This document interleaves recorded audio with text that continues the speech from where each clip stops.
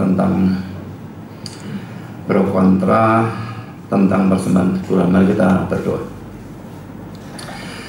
Bapa di surga, terima kasih bahwa pada malam hari ini kami bisa kembali berkumpul untuk belajar sebagian firman berkenaan dengan persembahan persepuluhan. Kami mohon supaya Engkau hadir, dan kalau ada saudara dalam perjalanan, kami berdoa untuk mereka supaya mereka bisa secepatnya sampai dan ikut bersama kami belajar firman-Mu.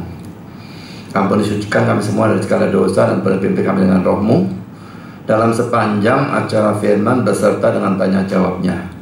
Dan tolong hamba menyampaikan, berikan kekuatan jasmani, pikiran dan juga suara, berikan pengurapan, berikan kata-kata, berikan apapun yang Anda butuhkan, supaya firman bisa sampaikan dengan baik, dengan benar dan dengan sejelas-jelasnya.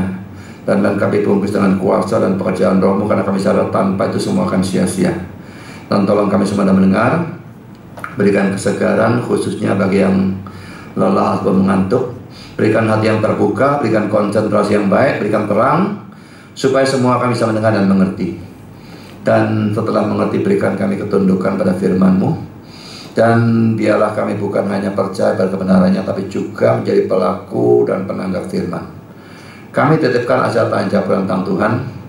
Bimbing semua dalam bertanya dan juga hamba mudah menjawab, dan berkati sehingga acara itu bisa menambahkan apapun yang masih kurang, meluruskan yang salah mengerti, memperjelas apapun yang kabur dan sebagainya. Kami juga sadar setan bekerja, kami mohon Kau kuatkan semua kami menghadapi godaan asalnya di dalam untuk apapun. Dan kami titipkan listrik dan semua peralatan yang kami pakai. Tolong Tuhan jaga supaya semua berjalan baik dan terpanjang acara PA ini. Terima kasih Bapa, dalam nama Yesus kami berdoa. Amin.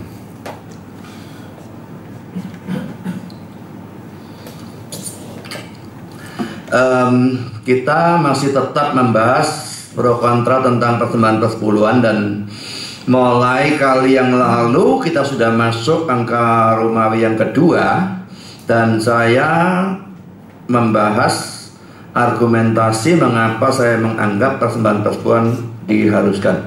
Yang angka Romawi 1 itu kan saya membantah argumentasi orang-orang yang menganggap persembahan persepuluhan dihapuskan ya. Angka Romawi 2, biarpun memang di Romawi 1 sudah ada hal itu, tapi saya tambahi lagi, dan yang saya bahas dalam minggu yang lalu itu adalah alasan memberikan persembahan persepuluhan. Saya akan membahas banyak alasan, dan saya akan tunjukkan alasannya baik dalam PL maupun PB itu tetap sama, tetap masih berlaku itu ya. Jadi tidak masuk akal kalau lalu dihapuskan. Kalau minggu lalu kita sudah bahas poin A-nya, sekarang minggu ini hari ini kita bahas poin B-nya ya. Alasan memberikan persembahan persepuluhan adalah supaya mereka diberkati atau tetap diberkati.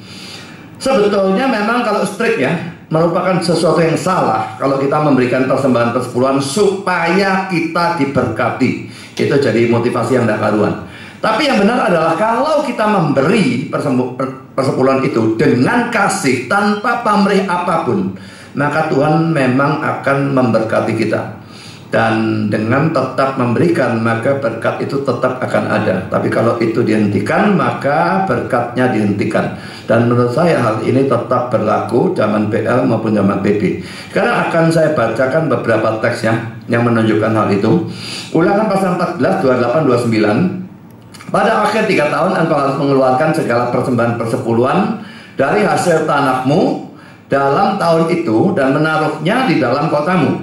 Maka orang Lewi, karena ia tidak mendapat bagian milik pusaka bersama-sama engkau, dan orang asing, anak yatim dan janda yang di dalam tempatmu akan datang makan dan menjadi kenyang, supaya Tuhan Allahmu memberkati engkau di dalam segala usaha yang dikerjakan tanganmu. Jadi memberikannya ini ada alasan di sini, supaya Tuhan Allahmu memberkati engkau. Tapi sekali lagi saya tekankan, ini tidak boleh menjadi motivasi ya. Memang akan terjadi kalau kita memberikan dengan motivasi yang benar, Tuhan akan memberkati, tapi tidak berarti boleh dijadikan motivasi. Sekarang teks yang sangat terkenal, Maliaki pasal 3, jelas sekali ayat 8 dengan ayat 11. Bolehkah manusia menipu Allah? Mestinya terjemahnya merampok, bukan menipu. Namun kamu menipu aku. Tetapi kamu berkata, dengan cara bagaimanakah kami menipu engkau mengenai persembahan persepuluhan dan persembahan khusus? Kamu telah kena kutuk, tetapi kamu masih menipu aku, ya kamu seluruh bangsa. Bawalah seluruh persembahan persepuluhan itu ke dalam rumah perbendaharaan, supaya ada persediaan makanan di rumahku, dan ujilah aku. Firman Tuhan semesta alam, apakah aku tidak akan membukakan bagimu tingkap-tingkap langit dan mencurahkan berkat kepadamu sampai berkelimpahan? Aku akan menghardik bagimu belalang pelahap, supaya jangan dihabisinya hasil tanahmu, dan supaya jangan pohon anggur di padang tidak berbuah bagimu. Firman Tuhan semesta alam. Maka segala bangsa akan menyebut kamu berbahagia, sebab kamu ini akan menjadi negeri kesukaan. Firman Tuhan semesta alam. Jadi saudara, jelas ayat 10 menjanjikan berkat, membuka tingkap langit, mencurahkan berkat dan sebagainya. Itu bisa hujan, dan hujan itu bagi mereka penting, baik untuk tanamannya bisa berbuah, juga untuk rumput sebagai makanan ternak. Lalu ayat 11 dia kan secara negatif ya, dia membuang belalang pelahap ya, melahap tanaman mereka, melahap buah-buahan mereka, dan pakai belalang itu bisa menghabisi apapun ya. Jadi kalau memang belalang datang dalam jumlah yang luar biasa dan seperti awan, mereka hanya dalam waktu singkat habis gondol semua, habis tak karu-karuan. Nah itu dibuang sehingga jangan pohon anggur di padang tidak berbuah dan sebagainya. Jadi ini jelas ya, kalau memberikan maka Tuhan akan lakukan itu, berarti dia akan memberkati. Sebetulnya saudara, bukan hanya dalam memberikan persembahan persepuluhan, tapi dalam hal memberikan persembahan apapun, baik kepada Tuhan ataupun kepada manusia atau hamba Tuhan, selama orang itu memang layak diberi ya, maka itu mendatangkan berkat. Kita akan lihat ya, yang di sini adalah Elia, 1 Raja-Raja 17 ayat 10-16. Ini hamba Tuhan ya. Sesudah itu ia bersiap, 1 Raja 17 ayat 10-16 ya. Sesudah itu ia bersiap lalu pergi ke Sarfat. Setelah ia sampai ke pintu gerbang kota itu, tampaklah di sana seorang janda sedang mengumpulkan kayu api. Ia berseru pada perempuan itu, katanya, cobalah ambil bagiku sedikit air dalam kendi supaya aku minum. Ketika perempuan itu pergi mengambilnya, ia berseru lagi, cobalah ambil juga bagiku sepotong roti. Perempuan itu menjawab, demi Tuhan Allahmu yang hidup, sesungguhnya tidak ada roti padaku sedikit pun kecuali segenggam tepung dalam tempayan dan sedikit minyak dalam buli-buli. Dan sekarang aku sedang mengumpulkan 2-3 potong kayu api, kemudian aku mau pulang dan mengolahnya bagiku dan bagi anakku, dan setelah kami memakannya maka kami akan mati. Tetapi Elia berkata kepadanya, janganlah takut, pulanglah, buatlah seperti yang kau katakan, tapi buatlah lebih dahulu bagiku sepotong roti bundar kecil daripadanya, dan bawalah kepadaku, kemudian barulah kau buat bagimu dan bagi anakmu. Ya kurang ajar Nabi ini ya. Nyatanya kurang ajar banget ya. Tapi saya kira dia menguji iman orang ini. Buat aku dulu. Rasanya kurang ajar, tapi ini ujiannya. Sebab bagilah firman Tuhan Allah Israel, tepung dalam tempayan itu tidak akan habis, dan minyak dalam buli-buli itu pun tidak akan berkurang sampai pada waktu Tuhan memberi hujan ke atas muka bumi. Lalu pergilah perempuan itu dan berbuat seperti yang dikatakan Elia. Tapi kira-kira perempuan ini imannya hebat ya. Nah saudara, kalau tepung tinggal 1 kali makan disuruh berikan ke hamba tuannya, mau apa enggak dengan janji seperti itu? Ini hebat ya. Maka perempuan itu dan dia serta perempuan itu mendapat makan. Maka perempuan itu dan dia serta anak perempuan itu mendapat makan beberapa waktu lamanya. Tepung dalam tempayan itu tidak habis, dan minyak dalam buli-buli itu tidak berkurang, seperti firman Tuhan yang diucapkannya dengan perantaraan Elia. Jadi jelas di sini dia memberi kepada hamba Tuhan, dan itu mendapatkan balasan berkat. Dia justru bisa makan terus sampai masa kelaparannya selesai. Sekarang ayat yang lain, Amsal 3 ayat 9 dan ayat 10. Ini kepada Tuhan, tetapi bukan persembahan persepuluhan ya. Muliakanlah Tuhan dengan hartamu dan dengan hasil pertama dari segala penghasilanmu. Hasil pertama, first fruit, itu memang ada yang menyamakan dengan persepuluhan, ada yang tidak. Saya tidak mau membahas itu di pro kontrakan. Tapi yang jelas pokoknya ini memberikan kepada Tuhan. Maka ini janjinya, lumbung-lumbungmu akan diisi penuh sampai melimpah-limpah, dan bejana pemerahanmu akan meluap dengan air buah anggurnya. Sekarang Amsal 19 ayat 17. Siapa menaruh belas kasihan kepada orang lemah? Ya, belas kasihan tidak harus memberi ya, tetapi pasti bisa tercakup tindakan memberi. Kita bisa mendoakan, kita bisa cuma menghibur kalau kita memang tidak punya apa-apa. Tetapi kalau bisa, kita punya sesuatu, kita bisa memberi, apakah itu uang atau makan atau apapun. Nah, siapa menaruh belas kasihan kepada orang yang lemah, memiutangi Tuhan yang akan membalas perbuatannya itu. Jadi saudara, kita nolong orang lemah, kita memiutangi Tuhan. Kayaknya kita berikan Tuhan pinjaman, dia hutang pada kita. Dan karena itu dia akan balas perbuatan kita itu dengan, tentu saja dengan berkat, ya. Kita lihat juga Yesaya 44 ayat 30. Dan yang terbaik dari buah sulung apapun, dari segala persembahan khusus dari apapun, dari segala persembahan khususmu adalah bagian imam-imam. Juga yang terbaik dari tepung jelaimu harus kamu berikan kepada imam, supaya rumah-rumahmu mendapat berkat. Lagi-lagi janji berkat, ya. Lalu sekarang Hagai 1 ayat 2 sampai dengan 11. Ini pada waktu mereka tidak mau memberi untuk pembangunan bait Allah, dibiarkan saja, mereka cuma membangun rumahnya sendiri. Maka yang terjadi adalah dalam tanda petik kutuk, ya. Beginilah firman Tuhan semesta alam, mulai ayat 2, ya. Bangsa ini berkata, sekarang belum tiba waktunya untuk membangun kembali rumah Tuhan. Maka datanglah firman Tuhan dengan perantara Nabi Hagai, bunyinya, apakah sudah tiba waktunya bagi kamu untuk mendiami rumah-rumahmu yang dipapan dengan baik, sedangkan rumah ini tetap menjadi reruntuhan?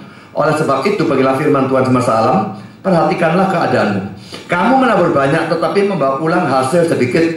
Kamu makan tetapi tidak sampai kenyang. Kamu minum tetapi tidak sampai puas. Kamu berpakaian tetapi badanmu tidak sampai panas. Dan orang yang bekerja untuk upah, ia bekerja untuk upah yang ditaruh dalam pundi-pundi yang berlobang. Mereka nyimpen bolong bocor terusnya. Tuhan bisa saja kasih pengeluaran yang tidak perlu-perlu banyak-banyaknya. Ayat 7, bagilah firman Tuhan semesta alam, perhatikanlah keadaanmu. Jadi naiklah ke gunung, bawalah kayu dan bangunlah rumah itu. Maka aku akan berkenan kepadanya dan akan menyatakan kemuliaanku di situ, firman Tuhan. Kamu mengharapkan banyak tapi hasilnya sedikit. Dan ketika kamu membawanya ke rumah, aku menghembuskannya. Oleh karena apa? Demikianlah firman Tuhan semesta alam, oleh karena rumahku yang tetap menjadi reruntuhan, sedang kamu masing-masing sibuk dengan urusan rumahnya sendiri. Itulah sebabnya langit menahan embunnya dan bumi menahan hasilnya. Dan aku memanggil kekeringan datang ke atas negeri, ke atas gunung-gunung, ke atas gandum, ke atas anggur, ke atas minyak, ke atas segala yang dihasilkan tanah, ke atas manusia dan hewan, dan ke atas segala hasil usaha. Segala hasil usaha apapun, pekerjaan apapun, mereka tidak peduli rumah Tuhan, mereka dihabisi tidak karu-karuan. Sekarang kita lanjutkan Hagai pasal 2 ayat 16 sampai 20. Maka sekarang perhatikanlah mulai dari hari ini dan selanjutnya, sebelum ditaruh orang batu demi batu untuk pembangunan bait Tuhan, bagaimana keadaanmu? Ketika orang pergi melihat suatu timbunan gandum yang seharusnya sebanyak 20 kantang, hanya ada 10. Dan ketika orang pergi ke tempat pemerasan anggur untuk mencedok 50 takar, hanya ada 20. Aku telah memukul kamu dengan hama dan penyakit gandum dan segala yang dibuat tanganmu dengan hujan batu. Namun kamu tidak berbalik kepadaku, demikian firman Tuhan. Perhatikanlah mulai dari hari ini dan selanjutnya, mulai dari hari yang ke-24 bulan ke-9, mulai dari hari diletakkannya dasar bait Tuhan. Perhatikanlah, apakah benih masih tinggal tersimpan dalam lumbung, dan apakah pohon anggur dan pohon ara, pohon delima dan pohon zaitun belum berbuah. Mulai dari hari ini aku akan memberi berkat. Jadi saudara, mereka dihardik, ditegur habis-habisan, dihajar habis-habisan. Lalu mereka mau membangun bait suci. Mulai saat mereka membangun, Tuhan berkata dia akan memberikan berkat. Jadi saudara, di sini kelihatan ya, tidak memberi, padahal ini bukan perpuluhan yang dimaksudkan. Ini hanya pembangunan bait suci. Tidak harus dari perpuluhan, biarpun bisa dari perpuluhan, tapi tidak harus dari situ. Mereka tidak mau memberi, mereka dikutuk dalam tanda petik. Mereka memberi, mereka diberkati. Sekarang kita lihat Matius 10 ayat 42. Dan barang siapa memberi air sejuk secangkir saja pun kepada salah seorang yang kecil ini, karena ia muridku, aku berkata kepadamu, sesungguhnya ia tidak akan kehilangan upahnya daripadanya. Hal yang kelihatan sepele tapi sebetulnya bukan sepele. Ingat ya, sana itu panasnya bukan main. Air sejuk secangkir itu sesuatu yang sangat-sangat penting. Tapi memberikannya karena orang itu anak Tuhan atau murid Tuhan, karena dia Kristen, kita memberikan.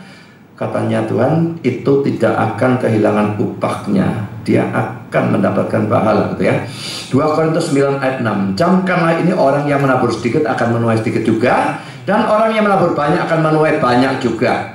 Ayat ini memang disalah tafsirkan, tidak karu-karuan. Sebetulnya ini menolong orang kalau dilihat konteksnya, bukan persembahan Tuhan, tetapi orang Kristen menolong orang Kristen. Kalau nabur sedikit, nuai sedikit; nabur banyak, dia nuai banyak. Ya saudara, jelas bahwa saya sudah memberikan banyak ayat ya. Tidak hanya dalam persoalan memberikan persepuluhan, memberikan persembahan lain pun untuk Tuhan, atau memberikan untuk orang yang memang layak diberi, maka Tuhan akan memberikan berkat. Nah saudara, berkat dari Tuhan karena kita memberi ini berlaku baik dalam PL maupun dalam PB. Tetapi juga perlu diingat bahwa dalam zaman PB itu ada beda dengan zaman PL. Kalau dalam zaman PL, balasan Tuhan itu berupa berkat jasmani berkelimpahan, maka balasan Tuhan dalam PB bisa berupa berkat rohani, dalam kurung sekalipun juga bisa berupa berkat jasmani, tetapi tidak harus berkelimpahan dan tidak harus menjadikan kita kaya. Jadi balasan Tuhan tetap ada dalam PB ya. Cuma kalau PL, dia memberi, dia dikasih berkat jasmani berkelimpahan. Itu tidak berlaku lagi dalam zaman PB. Itu hanya dalam zaman PL. Tuhan bisa dalam PB pun memberikan berkat jasmani, tetapi tidak harus menjadikan kita kaya. Tapi yang pasti dia memberikan janji berkat rohani. Kalau saya katakan orang memberi tidak harus diberkati sampai kaya, itu kelihatan saudara, orang-orang dalam gereja abad pertama yang mempersembahkan harta, bahkan rumah tanah itu dijual dan diberikan untuk orang yang miskin dan sebagainya, tidak pernah diceritakan mereka menjadi kaya. Saya sudah membahas panjang lebar tentang hal ini di dalam poin 1 Romawi nomor 6, sehingga saya tidak akan terlalu banyak ulang. Saya sudah kutip kata-kata Calvin yang membedakan PL dan PL. Sekarang saya hanya tunjukkan saja ayat-ayatnya ya. Kisah Rasul 2 ayat 45. Dan selalu ada dari mereka yang menjual harta miliknya, lalu membagi-bagikannya pada semua orang sesuai dengan keperluan masing-masing. Ini hebatnya gereja abad pertama ya. Orang mau jual semua miliknya, bagi-bagikan dan sebagainya. Kisah Rasul 4, 32-37. Adapun kumpulan orang yang telah percaya itu mereka sehati dan sejiwa, dan tidak seorang pun yang berkata bahwa sesuatu dari kepunyaannya adalah miliknya sendiri, tetapi segala sesuatu adalah kepunyaan mereka bersama. Dan dengan kuasa yang besar Rasul memberi kesaksian tentang kebangkitan Tuhan Yesus, dan mereka semua hidup dalam kasih karunia yang melimpah-limpah. Sebab tidak ada seorang pun yang berkekurangan di antara mereka, karena semua orang yang mempunyai tanah atau rumah menjual kepunyaannya itu, dan hasil penjualan itu mereka bawa dan mereka letakkan di depan kaki rasul-rasul, lalu dibagi-bagikan pada setiap orang sesuai dengan keperluannya. Demikian pula dengan Yusuf yang oleh rasul-rasul disebut Barnabas, artinya anak penghiburan, seorang Lewi dari Siprus. Ia menjual ladang miliknya lalu membawa uangnya itu dan meletakkannya di depan kaki rasul-rasul. Tidak ada diceritakan mereka jadi kaya ya. Mereka jual rumah, jual tanah, bagikan, dan diberitakan mereka menjadi kaya. Tapi mungkin sudah bilang lu, itu kan argument from silence ya. Kayak argumentasi dari kediaman. Cuma diam tidak berarti tidak kaya, tidak diceritakan dong, itu aja. Tapi saya punya teks yang menunjukkan bahwa mereka memang tidak jadi kaya. 2 Korintus 8 1-9. Saudara-saudara, kami hendak memberitahukan kepada kamu tentang kasih karunia yang dianugerahkan kepada jemaat-jemaat di Makedonia. Selagi dicobai dengan berat dalam berbagai penderitaan, sukacita mereka meluap, dan meskipun mereka sangat miskin, namun mereka kaya dalam kemurahan. Aku bersaksi bahwa mereka telah memberikan menurut kemampuan mereka, bahkan melampaui kemampuan mereka. Dengan kerelaan sendiri mereka meminta dan mendesak pada kami supaya mereka juga beroleh kasih karunia untuk mengambil bagian dalam pelayanan kepada orang-orang kudus. Mereka memberikan lebih banyak daripada yang kami harapkan. Mereka memberikan diri mereka pertama-tama pada Allah, kemudian oleh karena kehendak Allah juga pada kami. Sebab itu kami mendesak pada Titus supaya ia mengunjungi kamu dan menyelesaikan pelayanan kasih itu sebagaimana ia telah memulainya. Maka sekarang sama seperti kamu kaya dalam segala sesuatu. Perhatikan segala sesuatu itu apa? Dalam iman, dalam perkataan, dalam pengetahuan, dalam kesungguhan untuk membantu, dan dalam kasihmu terhadap kami, demikian juga Demikianlah juga hendaknya kamu kaya dalam pelayanan kasih ini. Tidak ada satupun hal jasmani atau hal sekuler. Ya, ingat ya. Aku mengatakan hal itu bukan sebagai perintah, melainkan dengan menunjukkan usaha orang-orang lain untuk membantu. Aku mau menguji keikhlasan kasih kamu, karena kamu telah mengenal kasih karunia Tuhan kita Yesus Kristus, bahwa Ia yang oleh karena kamu menjadi miskin, sekalipun Ia kaya, supaya kamu menjadi kaya oleh karena kemiskinannya. Saudara, ayat terakhir ini yang dipakai oleh orang-orang dari teologi kemakmuran. Ya, Yesus kaya jadi miskin supaya kita miskin jadi kaya. Jadi kita harus kaya. Tapi saudara, teksnya, konteksnya sudah jelas menunjukkan kaya yang dibicarakan bukan kaya jasmani. Secara jasmani jelas sekali dalam ayat 2 itu dikatakan mereka sangat miskin. Lah kayanya dalam kemurahan, dalam iman dan sebagainya itu kaya secara rohani. Jadi kalau teks ini kita tahu, kita jelas, kita ngerti ya tafsir dengan benar. Ini sama sekali tidak mendukung teologi kemakmuran. Nah saudara, bisa juga pada waktu kita memberi, apakah kepada Tuhan, apakah kepada orang, kita mendapatkan berkat Tuhan itu baru nanti dari surga. Cek mundur saudara. Ya, tapi cek mundur sampai saudara mati baru terima. Ini yang repot ya. Kepinginnya cek kontan ya. Ini cek mundur saudara. Mari kita lihat Matius 25 34-40. Dan raja itu akan berkata kepada mereka yang di sebelah kanannya, mari, hai kamu yang diberkati oleh Bapakku, terimalah kerajaan yang telah disediakan bagimu sejak dunia dijadikan. Sebab ketika aku lapar, kamu memberi aku makan. Ketika aku haus, kamu memberi aku minum. Ketika aku seorang asing, kamu memberi aku tumpangan. Ketika aku telanjang, kamu memberi aku pakaian. Dan ketika aku sakit, kamu merawat aku. Ketika aku di dalam penjara, kamu mengunjungi aku. Maka orang-orang benar itu akan menjawab dia, katanya, Tuhan, bila manakah kami melihat engkau lapar dan kami memberi engkau makan, atau haus dan kami memberi engkau minum? Bila manakah kami melihat engkau sebagai orang asing dan kami memberi engkau tumpangan, atau telanjang dan kami memberi engkau pakaian? Bila manakah kami melihat engkau sakit atau dalam penjara dan kami mengunjungi engkau? Dan raja itu akan menjawab mereka, aku berkata kepadamu, sesungguhnya segala sesuatu yang kamu lakukan untuk salah seorang dari saudaraku yang paling hina ini, kamu telah melakukannya untuk aku. Ya saudara, kita berbuat baik kepada orang yang seimannya, orang Kristen. Berkatnya ini zaman penghakiman saudara. Dia terpisahkan domba dengan kambing. Ini akhir zaman. Jadi akhir zaman baru terima berkatnya. Jadi saudara, berkat bisa berupa jasmani, tetapi tidak dijamin kaya. Mungkin orang-orang tertentu Tuhan mau berkati kaya, itu haknya dia. Tapi kalau menjanjikan kaya, itu konyol. Itu jelas salah. Jadi berkat jasmani bisa, ya. Tapi yang ditekankan betulnya berkat rohani. Dan juga kadang-kadang berkatnya baru diberikan setelah kita masuk surga. Sekarang saya kutip kata-kata The Bible Exposition Commentary tentang Ulangan 12 ayat 6 dan 7.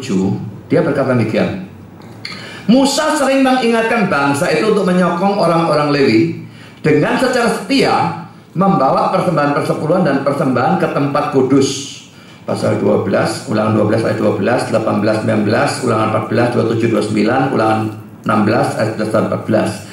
Allah berjanji untuk memberkati bangsanya secara berlimpah-limpah jika mereka dengan setia membawa persembahan persepuluhan dan persembahan mereka ke tempat kudusnya.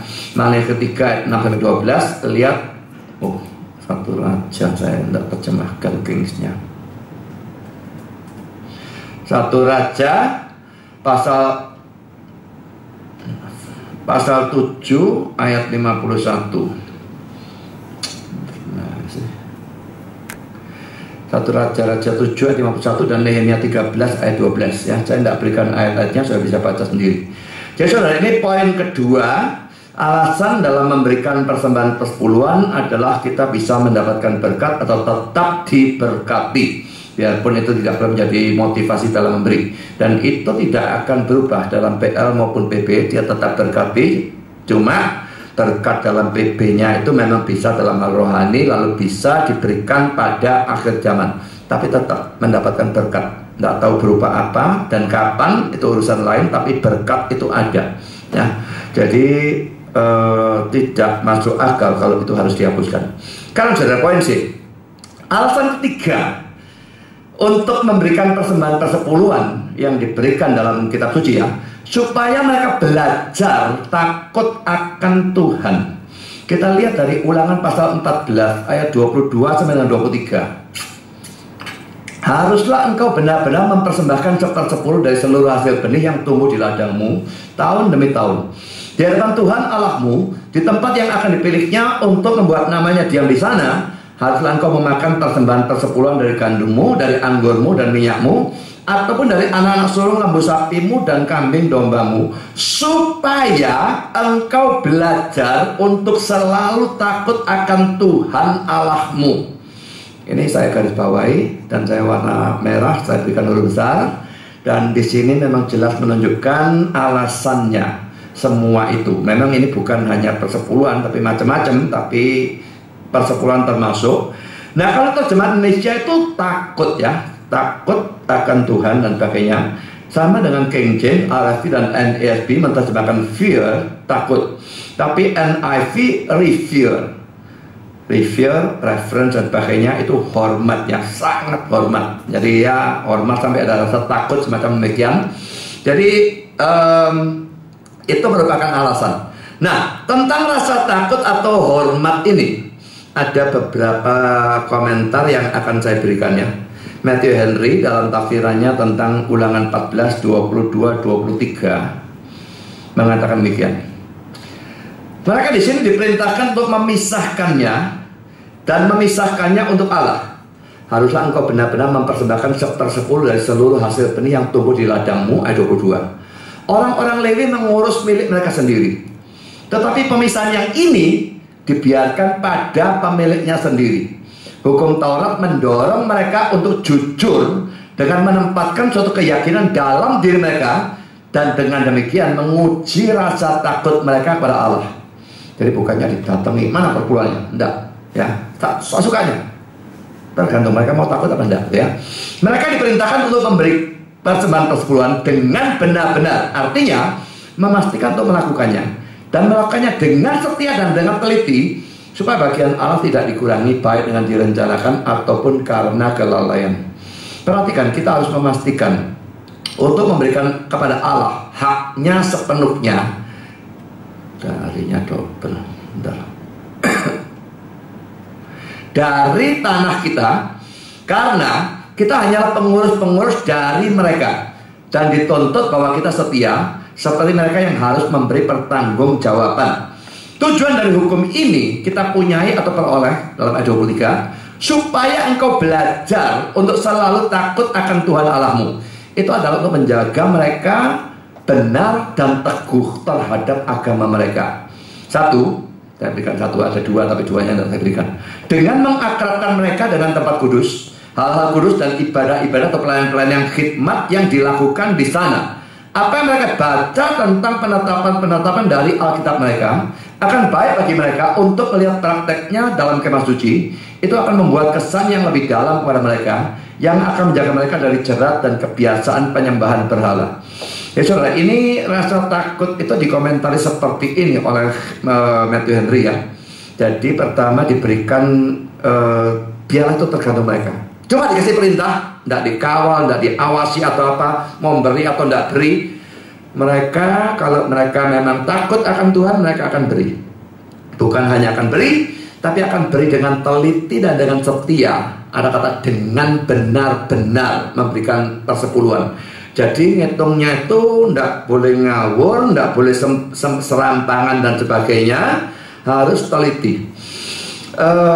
Sebetulnya ini tetap berlaku sampai sekarang ya. Kalau kita memberikan persepuluhan memang harus teliti. Jadi misalnya saudara seorang pegawai kerja, katakanlah bayarannya 5 juta misalnya ya, tapi saudara punya uang di bank itu ada bunganya. Nah itu diberikan persepuluhan atau tidak? Jadi hal-hal yang semacam demikian kita hitung. Lah kalau saudara tidak mau repot, nah saya biasanya kayak gitu, saya tidak mau terlalu repot, ya dilebeni saja daripada saya ngitung jelimet nanti ngasihnya mesti 512.365 rupiah, repot saya ngasih ini. Ya dilebeni saja, tapi pokoknya jangan sampai kurang. Apakah itu karena kesengajaan atau karena kecerobohan ngitung? tapi tidak pernah boleh sampai kurang. Ya, jadi saudara, itu ujian untuk rasa takut. Ya, jadi memberikan persepuluhan, diperintahkan dan sebagainya. Di situ Tuhan itu menguji mau takut apa tidak. Ya, lalu juga dalam bagian akhirnya dengan memberikan ke sana, makan di sana, di kemah suci dan sebagainya, atau bait alas dalam zaman belakangan, maka mereka menjadi akrab dengan hal-hal yang rohani dan sebagainya.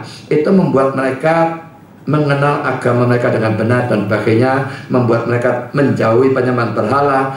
Jadi ini kegunaan-kegunaan yang dibicarakan oleh Matthew Henry. Apakah yang seperti ini tetap ada dalam PP atau tidak? Menurut saya tetap sama ya, tidak ada bedanya tentunya. Sekarang komentar yang kedua dari The Bible Exposition Commentary tentang Ulangan 14 ayat 23. Dikatakan demikian, bangsa Israel harus murah hati dengan persembahan persepuluhan dan persembahan-persembahan, karena Tuhan telah bermurah hati kepada mereka. Setiap kali mereka membawa persembahan persepuluhan dan pemberian mereka ke tempat kudus dan menikmati suatu pesta syukur, itu akan mengajar mereka untuk takut kepada Tuhan. Ulangan 14 ayat 23. Karena seandainya Tuhan tidak memberkati mereka, mereka tidak akan mempunyai apa-apa untuk dimakan dan diberikan.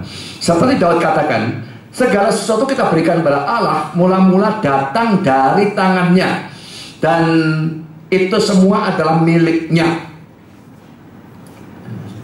Sesuatu yang kita lebih enak ya. 1 Tawarikh 29 ayat 16. Pada waktu kita berhenti untuk takut pada Allah dan gagal untuk menghargai penyediaannya yang berlimpah-limpah, kita menjadi sombong dan mulai menganggap berkat-berkatnya sudah selayaknya kita terima. Maka Tuhan harus mendisiplin kita untuk mengingatkan kita bahwa Ia adalah sang pemberi dari setiap pemberian. Salah 1 Tawarikh 29 ayat 16 saya bacakan. Ya Tuhan Allah kami, segala kelimpahan bahan-bahan yang kami sediakan ini untuk mendirikan bagimu rumah bagi namamu yang kudus adalah dari tanganmu sendiri dan punya mula segala-galanya. Dan sesuatu yang harus kita ingat ya, memberi kepada Tuhan, bahkan memberi kepada orang lain. Duit itu sebetulnya bukan duit kita, toh Tuhan yang beri, dan tetap sebetulnya milik Dia. Kita cuma jadi pengurus. Nah saudara, yang dibicarakan di sini rasa takut beda ya dengan yang Matthew Henry katakan. Jadi kalau yang di sini dikatakan setiap kali mereka memberikan persepuluhan, mereka ingat, wah ini aku diberi oleh Tuhan sehingga aku bisa memberi, bisa makan dan sebagainya. Kalau aku tidak diberkati, aku tidak bisa memberi, aku tidak bisa makan, tidak bisa apa-apa, karena semua datang dari Tuhan. Jadi ini penafsirannya berbeda. Saya tidak pedulikan yang mana benar. Mungkin dua-dua bisa, saya tidak ngerti. Tapi yang jelas, yang manapun mau kita ambil, itu tetap berlaku dalam zaman PP. Itu yang saya tekankan. Jadi alasannya tidak akan berbeda dalam zaman PL maupun dalam zaman PP. Sekarang saya berikan pulpit commentary tentang Ulangan 14 ayat 22 sampai dengan 29. Suatu persembahan persepuluhan dari hasil tahunan dari tanah yang diusahakan harus dibuat. Dan persembahan persepuluhan ini harus dibawa ke tempat yang akan Tuhan pilih, seperti juga yang sulung atau pertama dari ternak dan kawanan. Dan di sana mereka harus ikut ambil bagian dalam makanan yang bersifat pengorbanan, supaya Israel bisa belajar untuk selalu takut kepada Yehova Allah mereka, menghormati Dia sebagai penguasa atau pemerintah mereka, dan bersukacita dalam Dia sebagai sang pemberi dari semua yang baik. Tidak terlalu jelas rasanya ya, rasa takutnya diartikan bagaimana. Pokoknya menghormati Dia, penguasa, pemerintah mereka, bersukacita dalam Dia sebagai sang pemberi. Jadi bisa juga mirip dengan yang tadi, cuma yang di sini kurang jelas. Kalau Anda lihat juga menurut saya agak membingungkan. Dia mengatakan demikian, makanan korban harus dilakukan di hadapan Tuhan, di tempat di mana Ia menyebabkan namanya untuk tinggal. Lihat pasal 12 Ulangan 12 ayat 5. Supaya Israel bisa belajar untuk selalu takut pada Yehova Allah mereka, tetapi bukan seperti yang diduga oleh Schultz, bahwa oleh tentang ketergantungannya pada Dia, Israel bisa makin membiasakan diri mereka sendiri pada perasaan ketergantungan. Karena rasa takut pada Tuhan bukanlah semata-mata suatu perasaan tergantung kepadanya, tetapi juga mencakup pikiran atau gagasan tentang keberkatan ilahi, yang merupakan gagasan yang utama di sini. Karena makanan korban harus menyediakan peristiwa dan objek tentang bersukacita di hadapan Tuhan. Karena itu arti yang benar adalah bahwa Israel bisa bersuka cita dengan rasa hormat yang kudus dalam persekutuan dari Allah mereka. Saya tidak tahu saudara, saya bacakan ini ngerti apa enggak? Saya sendiri tidak terlalu ngerti kata-katanya KLN dari sini ya. Rasanya tidak ada bedanya antara pandangan Schultz yang dia serang, yang bilang itu ketergantungan pada Allah, dan pandangan dia sendiri yang mengatakan bukan hanya ketergantungan tetapi juga pikiran tentang berkat ilahi. Berkat ilahi kan ya berhubungan dengan ketergantungan. Betulnya bedanya di mana? Dan lalu tahu-tahu pada bagian akhir kalau Anda itu bisa menyimpang dan bicara tentang bersuka cita di hadapan Tuhan dan persekutuan dengan Tuhan, saya tidak terlalu ngerti apa yang dimaksudkan. Nah, saya memang berikan saja beberapa komentar ini tentang rasa takut itu memang beda-beda. Sekarang Peter C. Craigie tentang Ulangan 14 ayat 22 dengan 27. Dengan mengembalikan suatu persembahan persepuluhan kepada Allah secara teratur, bangsa itu akan belajar untuk takut pada Tuhan ayat 23. Dan tahu bahwa kemakmuran mereka tidak tergantung pada irigasi atau pengairan atau teknik-teknik pertanian yang maju, tetapi pada kemurahan hati dan persediaan dari Allah mereka. Jadi kelihatannya ini sama dengan penafsir yang kedua, The Bible Exegesis Commentary, kelihatannya seperti itu ya. Jadi mereka memberi, mereka sadar aku diberkati, Tuhan yang beri. Kalau tidak Tuhan beri, aku tidak bisa beri. Jadi itu rasa takutnya semacam demikian. Sehingga berkat itu memang tergantung Tuhan, bukan tergantung usaha mereka. Nah saudara, kalau dalam zaman PL, persembahan persepuluhan harus diberikan supaya bangsa Israel belajar takut akan Tuhan, hormat kepada Tuhan. Apapun artinya takut dan hormat itu. Apakah persembahan persepuluhan harus dihapuskan dalam zaman PB? Berarti kita tidak perlu belajar atau takut atau hormat kepada Tuhan? Tidak mungkin kan. Jadi saya percaya dalam zaman PB tetap belajar takut dan hormat kepada Tuhan tetap harus ada. Dan karena itu ini suatu pelajaran dalam PL. Kenapa dihapuskan dalam PB? Itu tidak memungkinkan bagi saya. Poin D sekarang. Alasan keempat saudara, dalam memberikan persembahan persepuluhan, melatih diri kita dalam memberi, melatih diri kita dalam bersikap dermawan dan sebagainya. The Biblical Illustrator dalam komentarnya tentang Nehemia 10 ayat 37, saya tidak berikan ayatnya ya, dan ayatnya memang tidak cocok dengan poin ini, cuma komentarnya saja yang saya ambil. Allah melanjutkan perkaranya di dunia oleh bantuan umatnya. Ia secara terus-menerus memanggil kita untuk memberi, kadang-kadang pada perkara ini dan kadang-kadang pada perkara itu. Mengapa demikian? Pastilah ia yang punya perak dan emas tidak membutuhkan kita untuk menolong memajukan pekerjaannya. Ia bisa jika ia mau melakukan itu dengan jauh lebih efektif tanpa kita. Baik dalam urusan duit maupun dalam urusan pelayanan betulnya sama ya. Dia tidak butuh kita, tapi dia mau pakai kita. Dia mau pakai kita untuk melayani. Dia mau pakai kita untuk memberitakan Injil. Dia mau pakai kita untuk memberi, padahal dia tidak butuh kita. Tapi dia mau lihat kita mengasihi dia seberapa banyak ya. Saya lanjutkan. Tetapi ia sedang berusaha untuk mendidik kita ke dalam kemiripan dengan Kristus dan kesesuaian untuk surga. Jika seorang bapak bisa menempatkan anaknya di mana ia akan terbiasa memberi dalam ungkapan dari suatu simpati yang penuh kebaikan dan bersifat menolong, ia akan meletakkan dia di bawah cara yang paling efektif untuk perkembangan di dalam dia dari satu roh atau kecondongan yang sungguh-sungguh Kristen atau menyerupai Kristus. Maka kita perlu untuk mengusahakan untuk melatih kebiasaan memberi sama banyaknya seperti kebiasaan berdoa. Doa itu juga mesti dilatih. Belajar firman Tuhan itu dilatih. Berbakti hendaknya dilatih. Melayani dilatih. Memberi kenapa tidak dilatih? Maka ini dianggap sebagai suatu latihan di dalam memberi. Kalau jumlahnya tidak ditentukan sakara PDW, maka latihannya saya kira tidak akan efektif. Tetapi dengan memberikan batasan minimum, maka itu latihannya ada di sana. Kalau sudah Matthew Henry dalam komentarnya tentang Ulangan 14 ayat 22-29, saya tekankan ini tadi saya waktu persiapan, saya cari lagi bagian ini dan saya tidak temukan. Sampai bingung loh, aku keliru nulis apa ini Matthew Henry tentang Ulangan 14 22-29, tak baca seluruhnya, tidak ada. Saya bingung, cari saya akhirnya menemukan ternyata ini memang dari Matthew Henry benar, tapi bukan buku tafsiran dia yang full, tetapi yang ringkasan. Nah, tafsiran yang full tidak ada. Jadi ini saya tekankan dari Matthew Henry's Concise Commentary. Saya ambil dari Libronix. Paulus Roy sudah punya Libronix, bisa cari sendiri. Dia mengatakan demikian. Suatu bagian yang kedua dari hasil dari tanah mereka dituntut. Seluruh penetapan jelas adalah untuk menentang ketamakan, ketidakpercayaan, dan keegoisan dari hati manusia. Itu memajukan keramahan, dermawanan, dan sikap sukacita, dan menggalang suatu dana untuk menolong orang miskin. Mereka diajar bahwa bagian duniawi mereka dinikmati secara paling menyenangkan pada waktu dibagikan dengan saudara-saudara mereka yang ada dalam kebutuhan. Saudara, kalimat yang baru terakhir saya bacakan ini bisa setuju apa enggak, saudara?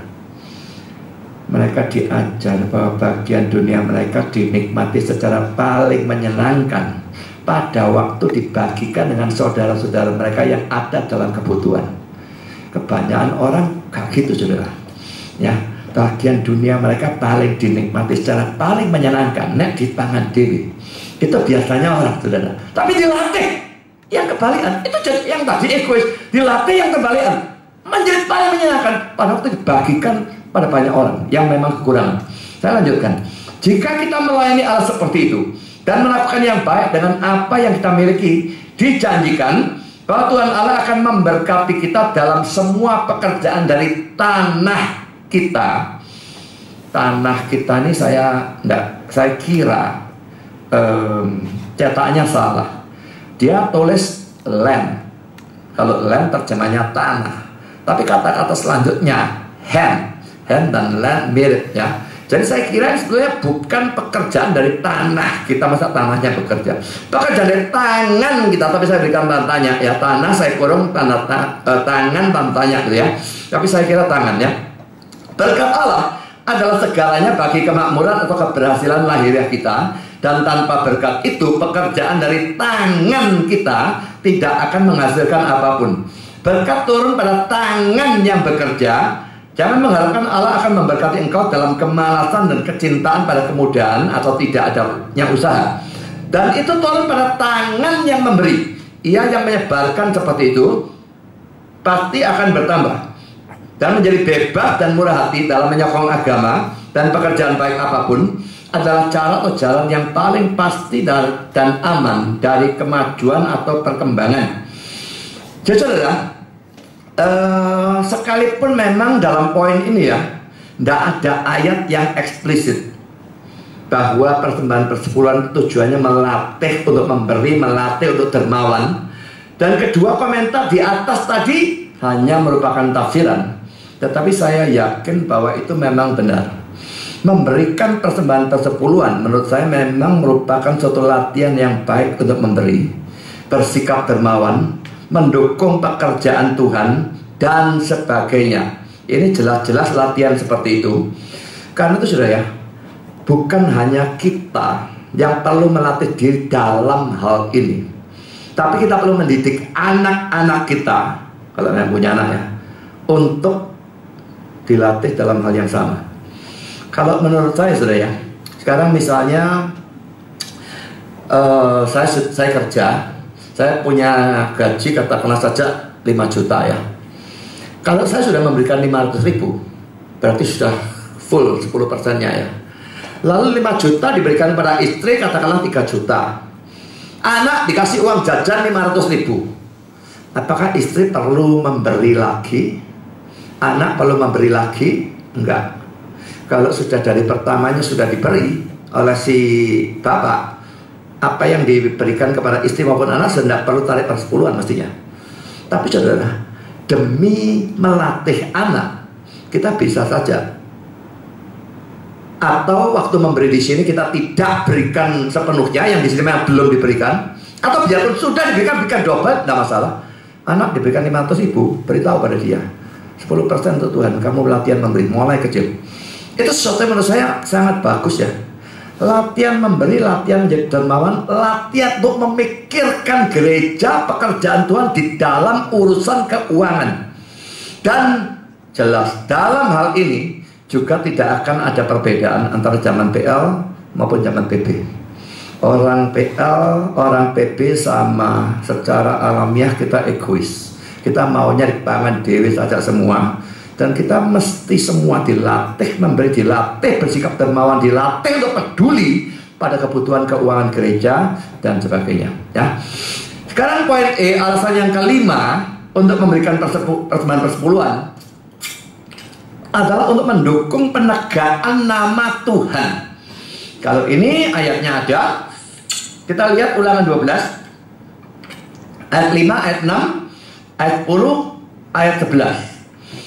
Tetapi tempat yang akan dipilih Tuhan Allahmu dan segala sukumu sebagai kediamannya untuk menegakkan namanya di sana, ya, tempat yang akan dipilih untuk menegakkan namanya di sana, tempat itulah harus kamu cari, dan kesanalah harus kamu pergi. Kesanalah harus kamu bawa korban bakaran dan korban sembelihanmu, persembahan persepuluhanmu dan persembahan khususmu, korban nasarmu dan korban sukarelamu, anak sulung lembu sapimu dan kambing dombamu.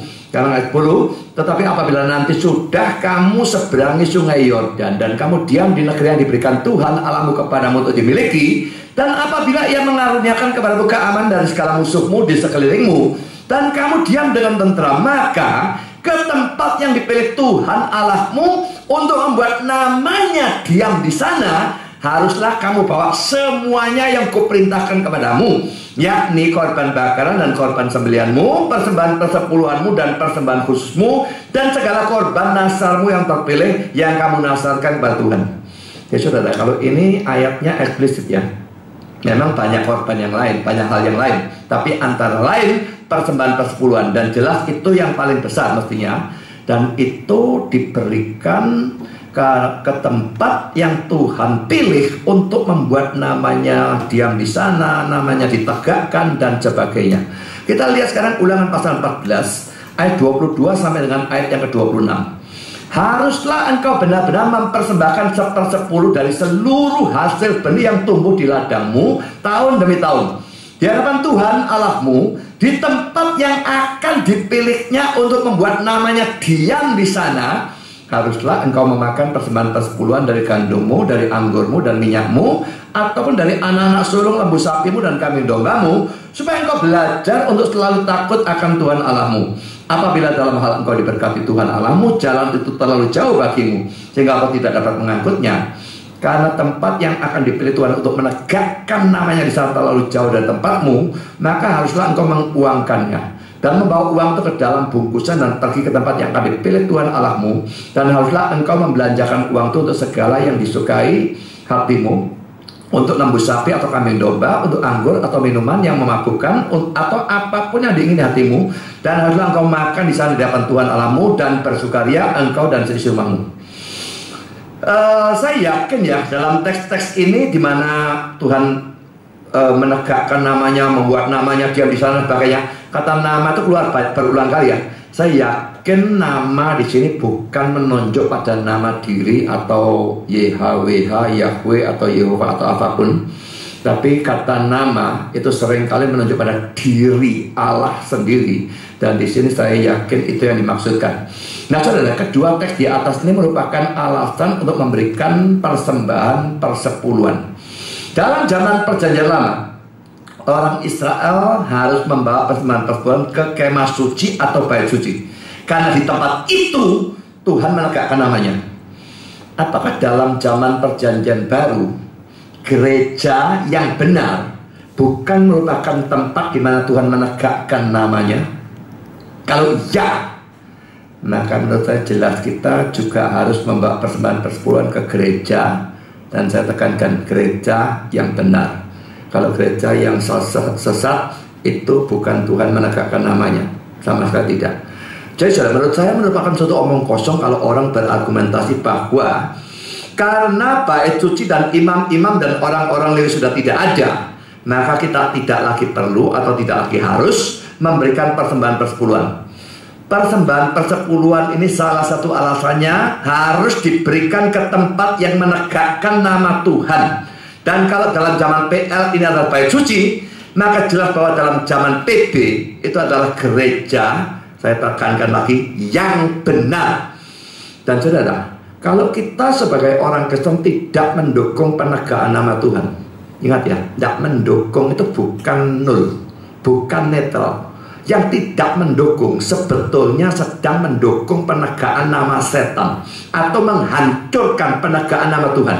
Jadi saudara pada waktu tidak mendukung yang baik, saudara bukan netral, saudara sedang melakukan sesuatu yang negatif. Jadi saudara, ini tidak mungkin bisa dihapuskan, karena ini tetap mendukung nama Tuhan, penegakan nama Tuhan dan sebagainya dalam PL maupun dalam PB, itu tetap harus kita lakukan. Dan kalau persembahan persepuluhan alasannya itu tidak bisa itu dihapuskan.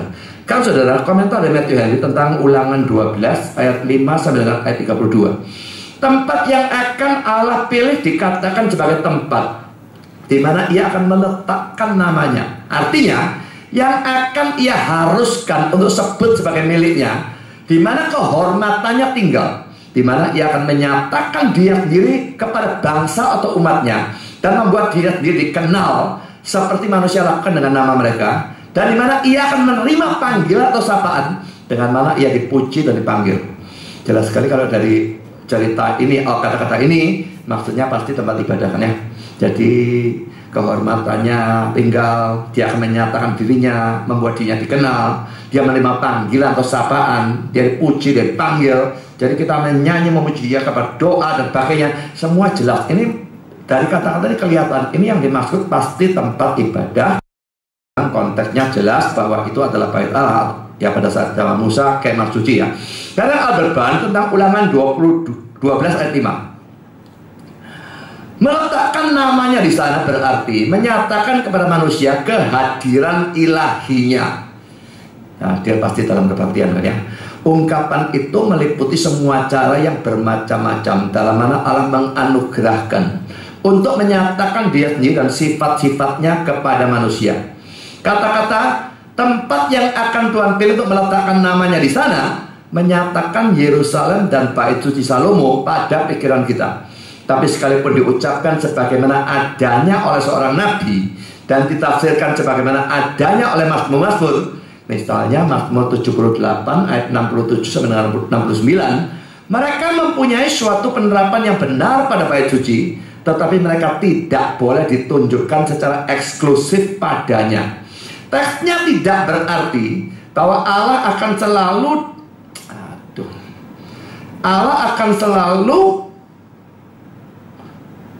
dari pertama atau dari semula memilih tempat yang satu dan yang sama untuk meletakkan namanya di sana. Tetapi bahwa di sana akan selalu ada suatu tempat yang dipilih seperti itu olehnya, dan bahwa di sana orang-orang harus membawa korban-korban mereka dan tidak mempersembahkan korban-korban itu sesuka hati mereka atau sesuai kesenangan mereka di tempat lain. Juga teksnya tidak melarang persembahan korban-korban kepada Allah di tempat lain dari tempat yang dipilih olehnya untuk meletakkan namanya di sana pada peristiwa-peristiwa yang tepat dan oleh otoritas yang tepat. Bandingkan dengan Ulangan 27 ayat 5 dan 6, Hakim-Hakim 6 ayat 24, Hakim 13 ayat 16, 1 Raja 3 ayat 4, dan 1 Raja 18 ayat 31. Teksnya hanya melarang atau mencegah korban-korban di tempat lain manapun daripada tempat yang ditetapkan dan atau diizinkan oleh Allah untuk tujuan itu. Jadi orang mungkin pikirkan selalu bait suci ya. Kalau kemah suci itu kan masih jalan-jalan kemahnya ya, gerak terus ya. Tapi kalau bait suci itu sudah di suatu tempat. Jadi itu suatu ayat yang menunjuk pada bait sucinya Salomo. Tapi kalau Al-Quran berkata tidak mungkin eksklusif hanya bait suci tok, tidak mungkin, karena ada beberapa ayat yang dia berikan. Memang ada tempat-tempat di mana orang memberikan persembahan korban dan sebagainya bukan di dalam bait suci, dan itu memang memungkinkan. Saudara, saya berikan ayat intervensinya ya. Mazmur 78 ayat 67 sampai 69 tadi. Ia menolak kemah Yusuf dan suku Efraim tidak dipilihnya, tapi ia memilih suku Yehuda, Gunung Sion yang dikasihnya. Ia membangun tempat kudusnya setinggi langit, laksana bumi yang didasarkannya untuk selama-lamanya. Saudara, ayat ini memang referensinya menunjukkan bait suci itu memang tempat pilihannya Tuhan ya. Tapi sekarang ayat-ayat yang lain, Ulangan 27 ayat 4 sampai 6. Dan sesudah kamu menyeberangi sungai Yordan, maka haruslah batu-batu itu yang telah kuperintahkan kepada pada hari ini kamu tegakkan di gunung Ebal dan kau kapuri, juga haruslah kau dirikan di sana mezbah bagi Tuhan Allahmu, suatu mezbah dari batu yang tidak boleh kau olah dengan terkakat besi.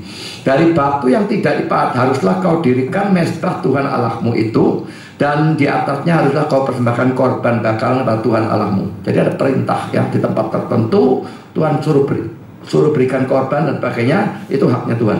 Sekarang Hakim-Hakim 6 ayat 24. Lalu Gideon mendirikan mezbah di sana bagi Tuhan dan menamainya Tuhan itu keselamatan.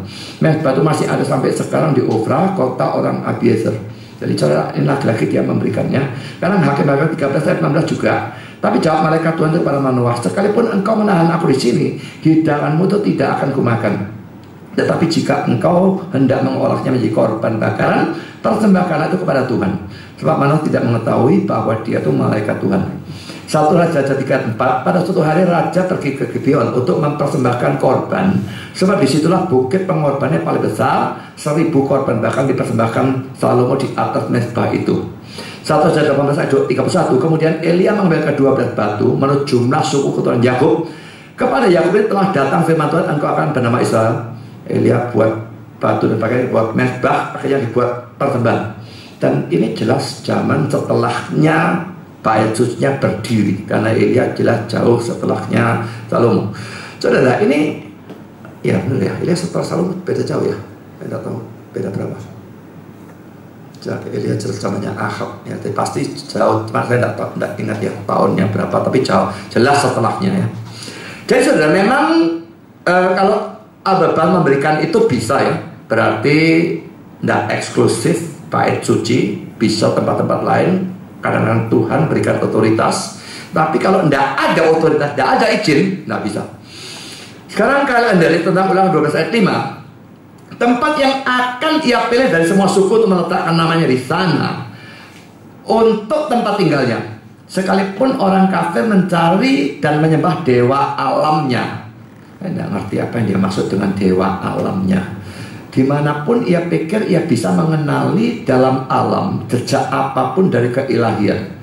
Allah yang benar tidak hanya menyatakan kuasanya yang kekal dan kealahannya dalam pekerjaan penciptaan, tapi juga dirinya yang menyatakan kepada dunia dalam kasih dan kekudusan, dalam kasih karunia dan kebenaran. Ia telah menyatakan kepada manusia yang diciptakan dalam gambarnya, dalam kata-kata dan pekerjaan keselamatan, dan dalam kesaksian-kesaksian dari kehadirannya yang menyelamatkan ini. Ia telah menetapkan bagi dia sendiri suatu nama, dalam mana ia tinggal di antara bangsa atau umatnya. Tidak bisa tidak, saudara, ini jelas mengarah pada tempat ibadah laki-laki. Tidak mungkin tidak ya. Nama ini memperkenalkan kepribadiannya, seperti tercakup dalam kata Yehova, dalam suatu tanda yang kelihatan, jaminan bisa dimengerti tentang kehadiran hakikinya.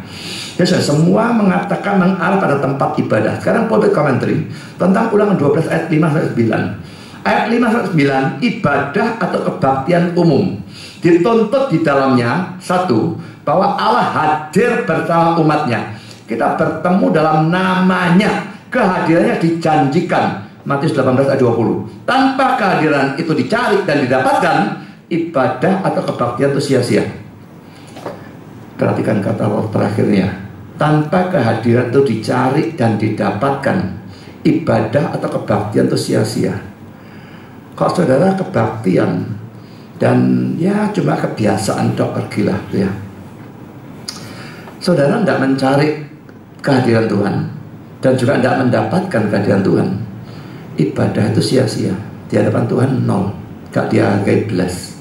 Motivasi kita dalam berbakti itu luar biasa penting. Dan juga kalau motivasinya benar tapi caranya salah, kita misalnya pergi ke gereja yang sesat, ya jangan terlalu berharap Tuhan yang hadir. Nah, kalau saudara berbakti di gereja yang sesat, tidak peduli motivasi saudara hebat apapun, kepingin ketemu Tuhan, kepingin dia hadir, dia tidak bakal hadir kalau gereja memang sesat. Jadi saudara, motivasi penting, tapi juga pemikiran kita penting. Kita kebaktian di tempat yang bagaimana. Gerejanya harus gereja yang benar ya, tanpa kehadiran Tuhan itu tidak ada gunanya sama sekali. Nah saudara, dalam perjanjian lama mereka beribadah di kemah suci atau bait suci, tapi dalam perjanjian baru harus dicamkan teks ini. Kalau PL itu memang ditetapkan ya hanya kadang-kadang Tuhan berikan izin, tapi selain itu tidak ada. Juga setahun 3 kali orang harus pergi ke sana dan sebagainya, yang laki-laki. Nah, kalau perjanjian baru tidak ada penetapan tempat seperti itu. Itu yang harus dibedakan antara PL dan PB. PL ada penetapan tempat, kebaktiannya di sini harus tempat ini tidak bisa diganti-ganti. PB itu berubah. Dan perubahan itu terlihat di dalam Yohanes pasal 4 ayat 20 dan 24. Ini Yesus bicara dengan perempuan Samaria itu ya. Dan sekarang ini kata-kata perempuan Samarianya dalam ayat 20. Nenek moyang kami menyembah di atas gunung ini, tapi kamu katakan, kamu tuh Yahudi ya, dia kan Samaria. Kamu Yahudi katakan bahwa Yerusalemlah tempat orang menyembah. Jadi dia tanya pada Yesus, sih bener sih mana? Samaria ini di gunung ini, kamu Yahudi bilang Yerusalem, sih bener sih mana? Kata Yesus kepadanya, percayalah kepadaku hai perempuan, saatnya akan tiba bahwa kamu akan menyembah Bapa bukan di gunung ini dan bukan juga di Yerusalem. Jelas dia tidak pedulikan tempatnya ya.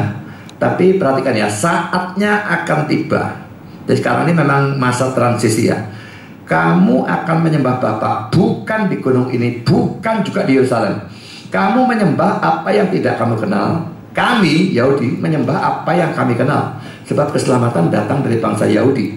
Tetapi saatnya akan datang dan sudah tiba sekarang. Nah, bingung nggak? Saatnya akan datang dan sudah tiba. Akan datang apa sudah tiba? Itu dua kali kata yang berbeda. Tapi seluruhnya itu ungkapan bahwa itu masa transisi, proses ya, sedang berjalan gitu ya. Bahwa penyembah-penyembah benar akan menyembah Bapa dalam roh dan kebenaran, sebab Bapa menghendaki penyembah-penyembah demikian. Allah itu roh, dan barang siapa menyembah Dia harus menyembahnya dalam roh dan kebenaran. Jadi saudara, teks ini menunjukkan perempuan Samaria itu menanyakan tempatnya itu yang mana. Yesus tidak mempersoalkan tempat. Memang ini masa transisi ya, dia sedang dalam masa transisi itu. Tapi zaman PB jelas sudah terjadi waktu Yesus sudah mati bangkit, sudah tidak putus, sudah bait Allah saudara. Bait Allahnya disobek waktu Yesus mati ya. Dia mengatakan orang akan menyembah Bapa dalam roh dan kebenaran. Artinya ibadah lahiriah pada zaman PL sedang dalam proses untuk diganti dengan ibadah dalam PB yang sifatnya rohani. Saudara, ibadah PL itu memang sangat lahiriah ya. Tempatnya ditentukan. Lalu mereka kalau berdoa, mereka punya kiblat. Jadi jangan pikir cuma orang Islam punya kiblat, mereka juga punya kiblat. Lalu jam doa juga ada. Jam sekian, saya tidak hafal jamnya, tapi jelas ada. Itu semua lahiriah. Dan Yesus bilang akan digantikan semua itu. Makanya dalam zaman perjanjian baru kita tidak punya lagi tempat kudus. Nggak ada saudara. Dalam zaman PL ada tempat kudus. Mau sebut Israel itu Holy Land kayak Yerusalem, Sionnya, bait sucinya, tempat kudus, sanctuary atau apapun. Oke, zaman PL. Zaman PB, apakah memang Israel itu masih adalah Holy Land? No, sangat banyak yang bilang ya. Nonsense. Kalau memang ya, seluruh teks ini mesti dibuang. Dan apakah kita memang harus kebaktian di bait suci? Ya setengah mati saudara, satu dunia mesti pergi ke sana. Ya memang jadi kayak Mekah saudara. Ya, jutaan orang datang ke sana terus berbondong-bondong. Tapi saudara, dalam Kristen tidak ada keharusan seperti yang diharuskan dalam Islam. Islam pun itu kan ibadah haji bukan tiap minggu saudara. Tiap minggu mesti pergi ke Mekah ya buyar Mekahnya, atau tiap Jumat itu tidak ada. Mereka naik haji pokoknya pernah selama hari mestinya. Nah saudara, kebaktian tidak ada, kita harus ke sana. Seumur hidup harus pernah sekali ke sana. Tidak ada aturan model semacam demikian. Doa menghadap kemana? Sakarepmu lah, mau jungkir balik mau sakarepmu. Apakah harus berlutut jengking-jengking?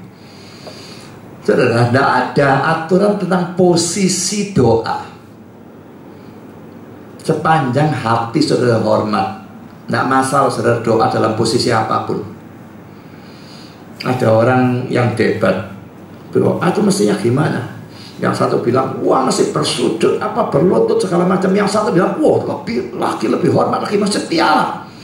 Yang satunya seorang pegawai PLN, saudara. Dia bilang, aku doa yang terbaik aku lakukan seumur hidupku. Pada waktu aku tergantung kaki unggulan atau kecantol, dia hampir jatuh, saudara. Di atas sedang betulkan kabel PLN, sembayang, wah enggak tuh sembayangnya sengguanan. Padahal posisi joget balik tidak karu-karuan. Yang penting posisinya atau hatinya, jelas hatinya kan. Tapi kalau zaman ibadah lahiriah, wah posisinya dipersoalkan. Nah sekarang lucunya saudara, kalau PL itu menekankan lahiriah, PB lahirnya dibuang jadi rohaniah kan.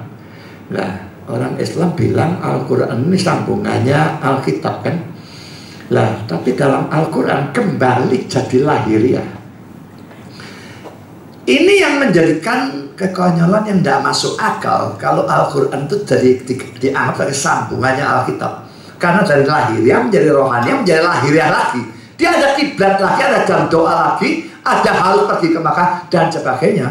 Yang pada zaman PP dihapuskan, masa balik kucing gitu, nggak ada masuk akal. Jadi saudara, bagi saya ini agama yang berbeda total. Adalah omong kosong kalau itu sambungan dari Alkitab kita. Sama sekali tidak ada. PB selesai, Tuhan tidak berikan lagi. Yang mereka percayai, kalau saya tidak percaya sama sekali. Karena jelas urut-urutannya kelihatan gak cocok. Belas lahiriah, rohaniah, balik lahiriah lagi, tidak ada. Kita sekarang tidak ada jam doa. Dalam 1 Tesalonika 5 itu dikatakan berdoalah senantiasa. Kapanpun mau doa, dalam posisi apapun. Saudara-saudara naik sepeda motor atau maaf, kalau pagi hari sedang jongkok itu, tahu-tahu sukar keluarnya, boleh doa sambil jongkok itu apa enggak? Apa kita kurang ajar kalau kita sedang mau buang air dan kita berdoa, sedang mules atau enggak, pokoknya sukar keluar, apa enggak boleh berdoa? Enggak ada larangan enggak boleh berdoa. Omong kosong saudara. Kapanpun dimanapun, yang penting adalah hati. Nah itu ibadah yang sifatnya rohaniah. Ya, jadi saudara, jelas ada perubahan memang dalam zaman PL dan zaman PP. PL ibadah lahiriah. Dan pada waktu Yesus ngomong ini proses diubah. Nah sekarang sudah masuk PB. PB memang ibadahnya bersifat rohani. Ini satu beda yang sangat menyolok. Sekarang saudara, saya berikan beberapa komentar. Biblical Illustrator tentang Ulangan 12 ayat 5 dan 6. Penghentian dari kekudusan tempat-tempat ini di bawah perjanjian baru. Dia memberikan ayat referensi Yohanes 4 tadi ya, ayat 21 ayat 23, Matius 18 ayat 22. Ini pasti salah, Matius 18 ayat 20 mestinya. 1 Timotius 2:8, Maleakhi 1 ayat 11. Setiap tempat sekarang adalah Yudea. Setiap rumah adalah suatu Yerusalem. Setiap jemaat adalah suatu Sion. Dimanapun kita bisa ya. Saya berikan ralok ya, karena Matius 18:22 itu kalau ayatnya diberikan pasti tidak cocok belas. Saya hampir ya 18 ayat 20. Sebab di mana 2 atau 3 orang berkumpul dalam namaku, di situ aku ada di tengah-tengah mereka.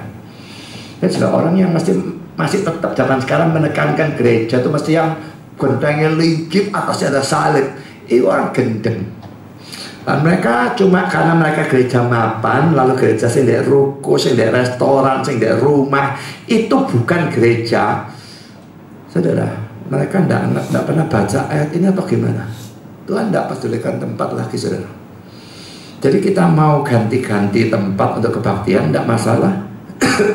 Seperti yang dikatakan saudara Chandra Hartono, ini gereja bawah tanahnya Cina. Mereka mau tidak ganti-ganti tempat, ditangkap saudara, ketemuan. Sudah pasti ganti-ganti tempat. Dan itu gereja abad pertama juga demikian. Terus pindah tempat, lari-lari di kuburan bawah tanah. Saudara, apakah cari gereja lincip yang pojok ada salib? Gak bakal ada, sampai mati gak kebaktian ya kayak gitu. Dan kita lihat 1 Timotius 2:8. Oleh karena itu aku ingin supaya di mana-mana orang laki-laki berdoa dengan menadahkan tangan yang suci dan sebagainya. Jadi saudara, tidak lagi dipastikan atau ditentukan tempatnya doa itu mesti di sini. Makanya hati-hati dengan bukit doa ya. Bukit doa itu saya tidak anti, selama pikirannya benar pada waktu berdoa di sana. Kalau saudara berdoa di sana dengan pemikiran, oh ini tempat memang khusus doa, doanya jadi lebih manjur, lalu tempatnya tinggi, lebih dekat dengan Tuhan, jadi dia lebih kerungu. Lalu sudah pikiran seperti itu malah jadi dosa doa di tempat sana, saudara. Tapi kalau saudara di rumah itu ribut tak karu-karuan, saudara suka cari waktu ataupun tempat yang sunyi, lalu tak pakai doa, aku kepengen doa 1 hari terus doa dan belajar firman. Nah, saudara pergi ke sana, doa di sana, tidak ada masalah. Tapi yang jelas doa itu di mana-mana bisa, saudara. Jadi kalau di rumah pun ada tempat dan saat yang tenang, bisa berdoa di sana. Ya tidak butuh pergi bukit doa sebetulnya. Siapa yang suruh pergi ke sana, buang duit lagi yang mesti bayar barangkali. Dan setidaknya perjalanan keluar duit tidak bisa tidak. Lalu saudara Maleakhi 1 ayat 11, ini suatu nubuat sebetulnya, saudara ya. Cepat dari terbitnya sampai kepada terbenamnya matahari, namaku besar di antara bangsa-bangsa. Dan di setiap tempat dibakar dan dipersembahkan korban bagi namaku, dan juga korban sajian yang terakhir, sebab namaku besar di antara bangsa-bangsa. Firman Tuhan semesta alam. Bangsa-bangsa, bukan Yahudi toh ya, bukan Israel toh. Dan di setiap tempat, ini suatu nubuat, dan jelas zaman PB itu tergenapi. Di dalam bangsa manapun dan di tempat manapun, negara manapun, orang bisa berbakti kepada Tuhan. Saudara, sekarang saya kutip kata-kata pulpit commentary tentang Ulangan 12 ayat 1-32. Poin 4 Romawi. Di sana akan ada, kurung buka, setelah mereka menetap di Palestina, satu tempat yang Allah pilih untuk meletakkan namanya di sana. Dan tempat ini, di mana Allah akan bertemu dengan bangsa atau umatnya, disebut dalam ungkapan Ibrani yang indah, tempat perhentian. Tempat perhentian Allah. Ayat 5, tempat tinggalnya. Bandingkan Mazmur 132, 13-14. Jadi Allah akan dalam kasih-Nya yang berkenan merendahkan diri, memperkenalkan suatu pemikiran baru ke dalam dunia, dalam suatu bentuk dalam mana orang-orang bisa mengertinya, yaitu bahwa rumah atau bait Allah adalah bersama dengan penyembah-penyembahnya yang percaya. Adalah perlu untuk sementara untuk menghubungkan kebenaran itu dengan satu tempat khusus sampai kegenapan waktunya tiba. Sementara jalan PL memang tempat yang khusus sampai kegenapan waktunya tiba, di mana orang akan berkata, ya 4:20 dengan 24, Matius 18 ayat 20. Dan pada waktu orang-orang Kristen mempelajari bahwa mereka adalah rumah atau bait Allah, 1 Korintus 3:16, Efesus 2:22. Ini ayat referensi yang tadi sudah saya baca, saya tidak ulangi ya. Seperti 4, Matius 18 ayat 20 sudah saya mau catat saja. Saya bacakan ayat referensi yang belum saya tuliskan tadi.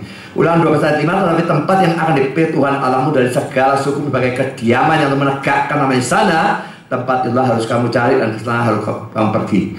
Mazmur 132, 13-14. Sebab Tuhan telah memilih Sion, mengingininya menjadi tempat kedudukannya.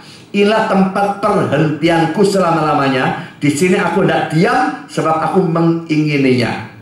Ini jelas Sion, Yerusalem, bait Allah itu di Sion ya. 1 Korintus 3:16. Nah, sekarang zaman PP. Tidak tahukah kamu bahwa kamu adalah bait Allah, dan bahwa roh Allah diam di dalam kamu? Efesus 2:22. Di dalam dia kamu juga turut dibangunkan menjadi tempat kediaman Allah di dalam roh. Sama hati-hati ya.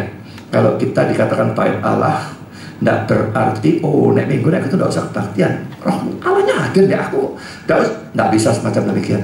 Kita butuh persekutuan dan sebagainya. Jadi ayat harus ditafsirkan dengan ayat. Tidak bisa lalu berbakti sendirian seorang diri, kecuali memang kayak Yohanes ditaruh di Patmos. Saya tidak ngerti gimana dia kebaktian. Tidak bisa kumpul orang. Tetapi kalau memungkinkan, jelas kebaktian itu juga suatu persekutuan. Tidak bisa lalu tiap orang berbakti sendiri-sendiri. Sekarang boleh berkomentar lagi saudara tentang Ulangan 12 ayat 6-29. 1 Romawi, suatu pernyataan tentang prinsip bahwa ibadah atau penyembahan Allah harus dihubungkan dengan kehadirannya. Ayat 5-11. Ibadah itu harus dihubungkan dengan kehadiran Allah. Ingat itu baik-baik ya. Tempat kudus didirikan oleh Allah dengan menempatkan namanya di sana. Di bawah perjanjian baru, penyembahan Bapa dalam roh dan dalam kebenaran dibebaskan dari tempat-tempat kudus yang khusus, ya 4-24. Tetapi prinsipnya tetap berlaku bahwa keberadaan atau kehadirannya di tengah-tengah umatnya adalah hakikat atau penting bagi penyembahan atau ibadah untuk bisa diterima. Matius 18-20. Ayatnya sudah saya berikan, jadi tidak saya ulang. Jadi jelas saudara ya, bahwa kalau dalam perjanjian lama penegaan nama Tuhan itu dilakukan pada umumnya di bait suci, maka dalam zaman perjanjian baru itu mestinya dilakukannya di gereja. Lagi-lagi di gereja yang benar. Gereja yang salah, Tuhannya tidak adil ya. Jadi kalau dalam zaman perjanjian lama, persembahan persepuluhan diberikan ke bait suci karena itu adalah tempat Allah itu menegakkan namanya, tempat di mana nama Allah diam. Maka dalam zaman perjanjian baru, persembahan persepuluhan diberikan ke gereja yang benar, karena itu adalah tempat juga di mana Allah itu namanya diam atau namanya ditegakkan.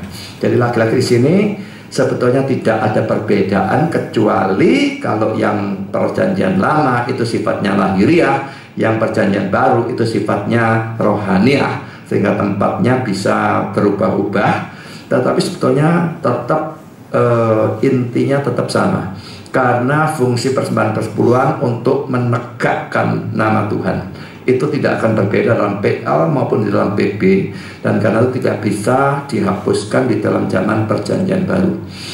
Sebetulnya ini masih ada satu poin, saya tidak bisa menyelesaikan persiapannya, dan satu poin ini berhubungan sangat dekat dengan poin yang baru kita bahas tentang penegakan nama Tuhan, tetapi ya persiapan saya tidak bisa selesai. Jadi akhirnya ini terpaksa saya bahas pada kali yang akan datang. Bisa nanggung, cuma sedikit barangkali, saya tidak tahu.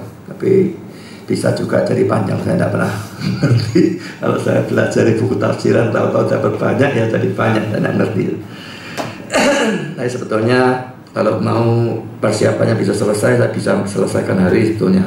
Ya Tuhan atur, tidak boleh selesai, ya sudah, mau diapakan.